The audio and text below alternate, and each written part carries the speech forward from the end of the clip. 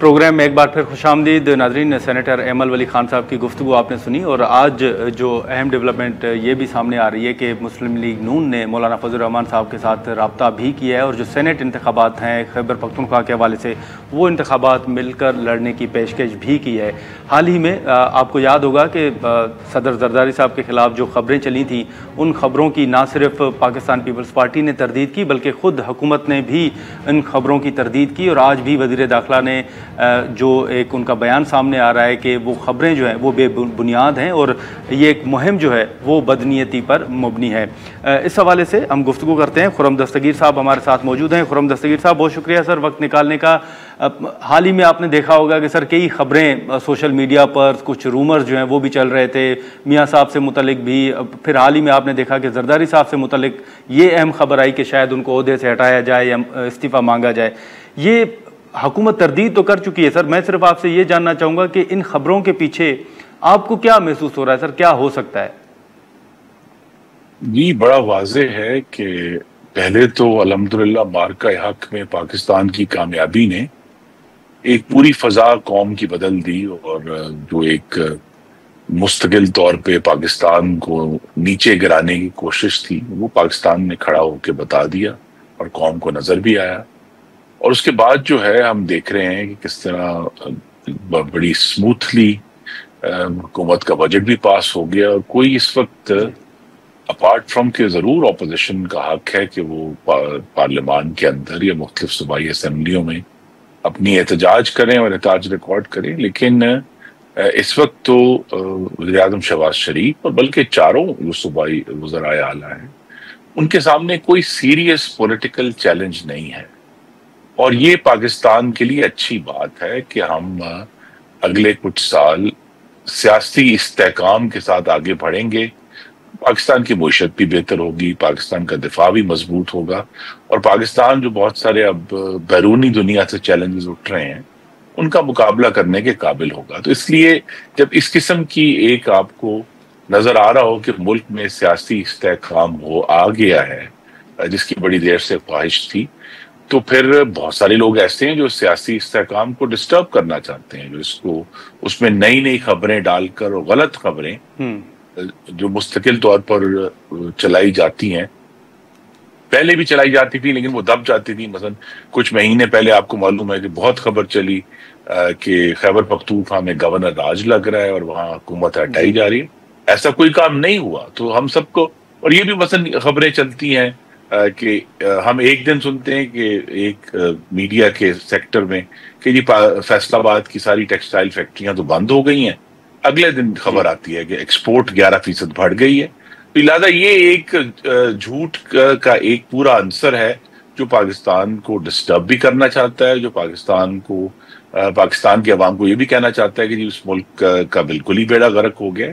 حالانکہ یہ بالکل درست بات ہوگی کہ بے شمار چیلنجز ہیں, لیکن جو چیلنجز بتائے جاتے ہیں وہ چیلنجز, اصل چیلنج تو مجھ سے اگر آپ پوچھیں گے سب سے بڑا چیلنج یہ کہ پاکستان کے نوجوان مرد و خواتین کے لیے ہمیں نیا اور وافر روزگار کیسے پیدا کرنا ہے. چاروں صوبوں میں, گلگت بلتستان میں, آزاد جموں کشمیر میں چیلنج تو یہ ہے کہ ہم جو ہے پاکستان میں نیا روزگار پیدا کریں, پاکستان میں خوشحالی لے کر آئیں. جو بڑی مشکل سے قیمتیں بڑھنا بند ہوئی ہیں اس کا فائدہ اٹھاتے ہوئے لوگوں کی قوت خرید جو ہے اس کو امپروو کرنے کی کوشش کریں. لیکن یہاں جو ہے ہماری ڈسکشن جو ہے ہمیشہ پلٹ جاتی ہے اور سیاسی جو اونچ نیچ ہے اس پر ہم سب جو ہے فوکس رکھتے ہیں. بالکل. لیکن خرم صاحب یہ آپ کی بات درست ہے اور فیک نیوز کے حق میں تو آبویسلی سر کوئی بھی نہیں ہے, لیکن ایک تنقید یہ ہوتی ہے کہ حال ہی میں آپ کو یاد ہوگا کہ یہ 27 یوٹیوب چینل جو ہیں وہ بند کرنے کا ایک عدالتی فیصلہ سامنے آیا ہے, اس پر بھی بڑی تنقید ہو رہی ہے. تو ایک تاثر یہ دیا جاتا ہے کہ شاید فیک نیوز کی آڑ میں جو جرنلسٹ ہیں, جو ورکنگ جرنلسٹ ہیں جیسے مطیع اللہ جان ہے, دیگر ہیں, ان کے یوٹیوب چینل بھی بند کیے جا رہے ہیں. تو آپ اس فیصلے کی حمایت کرتے ہیں سر؟ جی بڑے بوجھل دل کے ساتھ میں اس کی حمایت کرتا ہوں.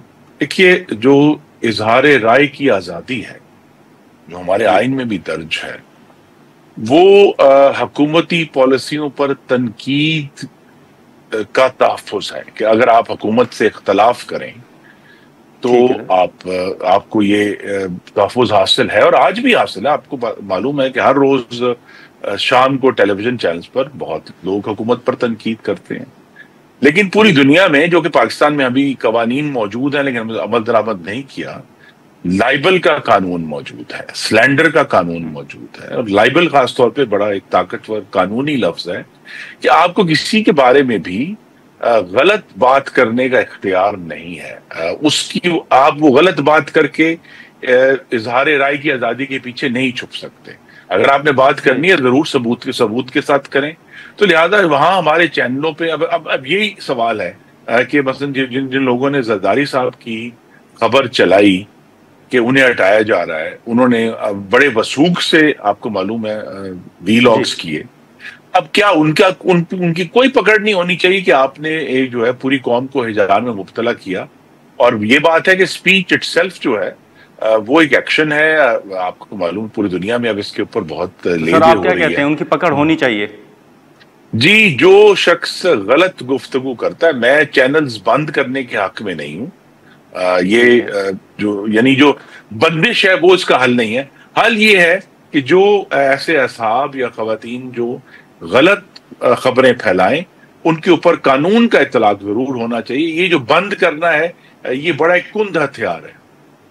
ٹھیک ہے، لیکن سر ایک جو مسلم لیگ نون اور پیپلز پارٹی کے درمیان ایک کمیٹی بھی تشکیل دی گئی تھی جو پاکستان پیپلز پارٹی کے تحفظات تھے ان کو حل کرنے کے حوالے سے، اب گیلانی صاحب کی یہ تجویز ہے کہ یا تو ہمیں کابینہ میں شامل ہونا چاہیے یا پھر حکومت چھوڑ دینی چاہیے.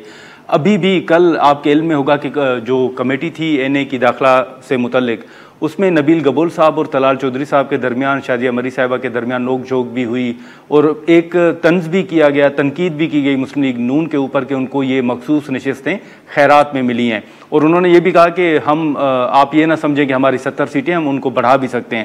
تو آپ سمجھتے ہیں کہ مسلم لیگ نون اور پیپلز پارٹی کے درمیان جو اختلافات تھے وہ شاید ختم نہیں ہو رہے اور کوئی معاملات خرابی کی طرف جا رہے ہیں آپ کے نزدیک؟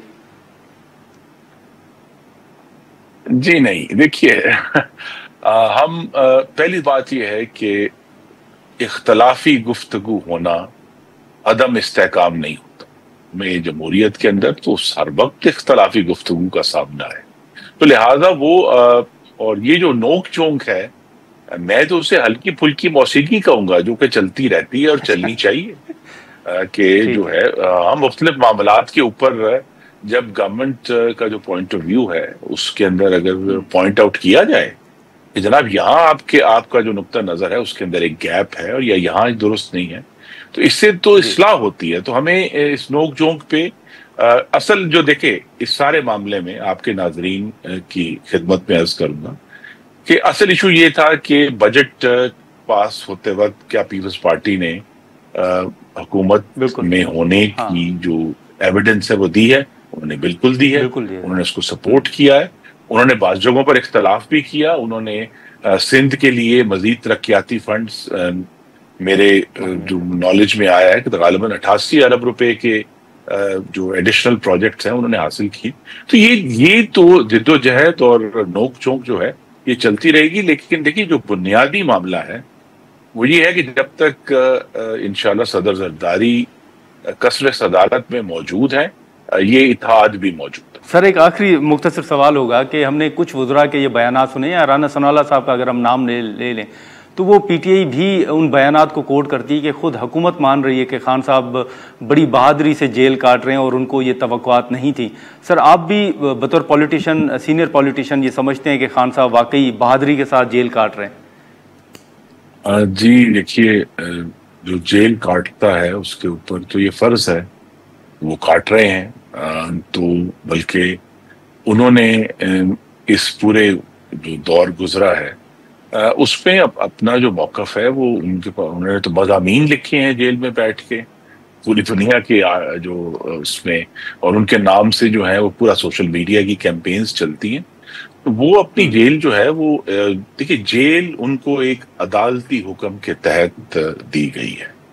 اور یہ بات ابھی تک غالباً تحریک انصاف تک نہیں سمجھ پائے. وہ سمجھتے ہیں کہ ہر چیز جو ہے وہ انہوں نے شاید مقتدرہ کے جو نیگوسیشن کے ذریعے حل کرنی ہے. ایک قانونی پروسیسز ہیں، قانونی پروسیسز اپنا راستہ لیتے ہیں، اور خان صاحب کے سامنے جو جواب دینا ہے وہ تو انہوں نے قوم کا جواب دینا ہے کہ جی 60 ارب روپے جو 190 ملین پاؤنڈز تھے وہ سرکاری خزانے کی بجائے ایک شخص کے نام پر سپریم کورٹ میں کیسے جمع ہو گئے. تو اس کی سزا وہ کاٹ رہے ہیں کہ انہوں نے قوم کی امانت میں خیانت کی، اور وہ چلتے رہیں گے. چلیں ٹھیک ہے. خرم دستگیر صاحب بہت شکریہ سر وقت نکالنے کا. ناظرین، ایمل ولی خان صاحب اور خرم دستگیر صاحب کی گفتگو آپ نے سنی. مختلف جو ایشوز ہیں خاص طور پر اس حوالے سے گفتگو بھی ہو رہی ہے، اور خاص طور پر جو زرداری صاحب سے متعلق خبریں تھیں یا پیپلز پارٹی کے مسلم لیگ نون کے حوالے سے تحفظات تھے، اس حوالے سے بھی خرم دستگیر صاحب کی گفتگو آپ نے سنی. آج کے پروگرام میں اتنا ہی. اجازت دیجیے. اللہ حافظ.